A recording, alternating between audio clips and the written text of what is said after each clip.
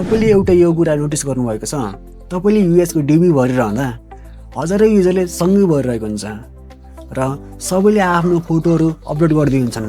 त्यही पनि system smoothly चल्छ। तर कुरा गरौँ अब नेपाली साइटहरूको। 100 जना युजर आएर इमेज अपलोड गर्नुपर्छ, सिस्टम क्र्यास हुन्छ। धेरैलाई लाग्छ यो कोडको समस्या हो, तर यो रेगुलर कोडको समस्या होइन। यो भनेको सिस्टम आर्किटेक्चरको समस्या हो। सपोज गरौँ तपाईको एप्लिकेसनमा एउटा युजरले आफ्नो फोटो, सिभी अनि एउटा सर्ट भिडियो अपलोड गर्दैछ। ट्रेडिसनल एप्रोचमा के हुन्छ, क्लाइन्टले फाइल ब्याकएन्डमा पठाउँछ, ब्याकएन्डले त्यो फाइल पुरा रिसिभ गर्छ अनि आफ्नै र्याममा होल्ड गर्छ अनि मात्र स्टोरेजमा फरवर्ड गर्छ।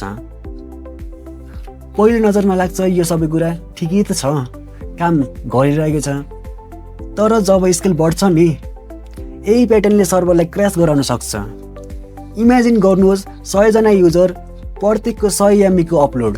अब ब्याकएन्डले आफ्नो रियल काम, बिजनेस लजिक छोडेर कुरियरको काम गर्छ, भनेको फाइललाई लोड गर्ने र स्टोर गर्ने।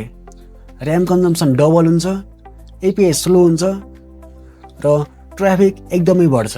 मात्र एउटा राइट सिस्टम आर्किटेक्चर र तपाईको गिगाबाइट्सको लोड गायब हुन्छ।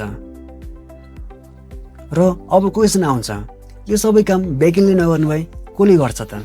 त्यो जान्नको लागि हाम्रो पार्ट 2 भिडियो आउँछ, हामीलाई फलो गर्नुहोस्। Till then see you.